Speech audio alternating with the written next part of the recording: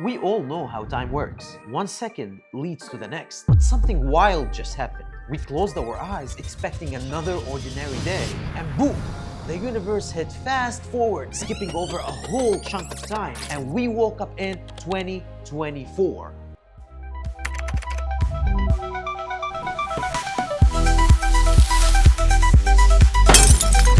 Hello YouTube, Omar Marzouk here, and welcome to 2024, a term that for most describes a year.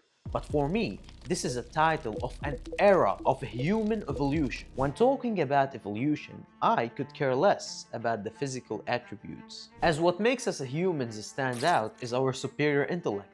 So when I see a collective shift in the human brain on a massive scale, then it's time to state that we are present in a new age. The Middle Ages, the Renaissance, the Enlightenment, those were cultural and intellectual shifts. But those were slow burns that simmered for centuries, allowing society to grow and stabilize their ideologies and beliefs. It's exactly like receiving a software update, and then suddenly we're operating on a whole new level. To be or not to be. That natural evolution is a great system that allows the society to migrate and adapt to new foundations and beliefs. It resembles the body's development, with every part of it growing slowly, but not 2024.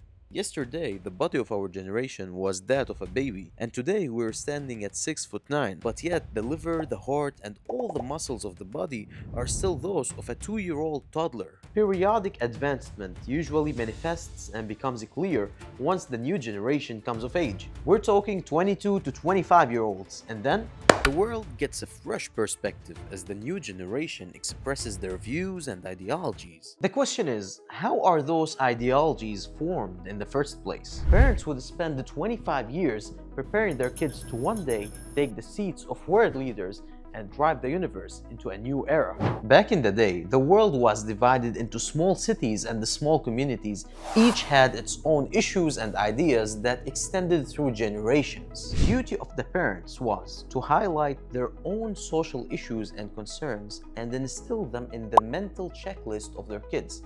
Issues that were specific to the very town they live in. In small Japanese towns, the main topics on the checklist were something like the leadership in East Asian diplomacy, while in other Egyptian towns, it would have been something like Pan-Arab unity or even agriculture. Parents always try to preserve a healthy environment for their kids' brains. Thus, they would deflect any stress that could target their children, protecting them to grow and inherit the goals of the community. In other words, the children will have a clear vacuum to think.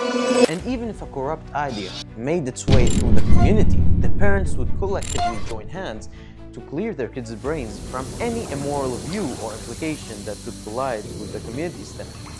And with that, the children would be able to ponder on the social problems and filter them, developing their own new versions of solutions, setting the stage for a successful new generation. Unlike the previous generations, we did not get to experience 25 years of preparation in the right manner, because the internet exposed our towns into the world, stretching each city 100-fold. Enter the internet. In 1990, when the World Wide Web hit our generation, the small city got stretched 100-folds. It was a new platform that threw at the face of our generation all the cultures of the world, all the good and the bad. Okay, we are all bored from hearing about the disadvantages of the internet, and this is not what this topic is about. You love the internet, I love the internet, we use it 24/7. Back to the story. Hey there, tag along! Gen Z started seeing cultures and ideas through well-polished influencers who were most of the time, at best, unqualified to be idols. We adopted issues that those influencers presented, issues that stemmed from other countries, and issues that might have been irrelevant or even inappropriate in our society. Parents tried to rectify issues that they didn't understand, but as the adoption of ideas started getting out of hand, from extreme individuality ideas to identity views, the parents gave up on fixing their kids' minds. In fact, parents felt betrayed and decided to cancel all extraterrestrial thoughts, which made the Gen Z rebel causing them to fight for the acceptance of everything new, whether good or bad. Thus, the 25 years that were dedicated for preparing children to uphold social concerns became nothing but a generational war that advocates for the blind acceptance of everything extreme. Yesterday, we were kids in a toy store with no section of limits, picking all the cultures of the world, the good and bad, with no moral compass. The millennials are still trying to steer the ship of the world, despite being beyond the retirement age, but they have no clue on how to control such a modern, advanced vessel. So they are content with leaving it frozen in the middle of the ocean. Gen Z are tired of the weight and they are rocking the ship left and right with all kinds of crazy ideas. And today, we are split.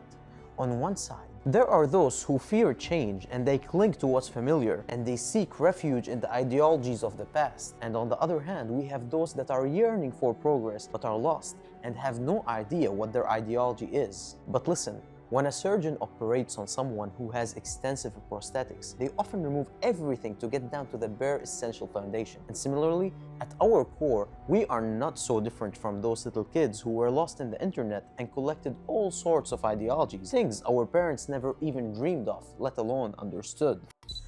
So yes, there is so much prosthetics on our generational bone, but instead of burning all that artificial clutter off, each one of us should peel his and her beliefs layer by layer and compare it to all the previous centuries of historical wisdoms and moral compasses in order to decide what should stay and what should be tossed away. Until next time, peace. And that's how the painful story unfolds.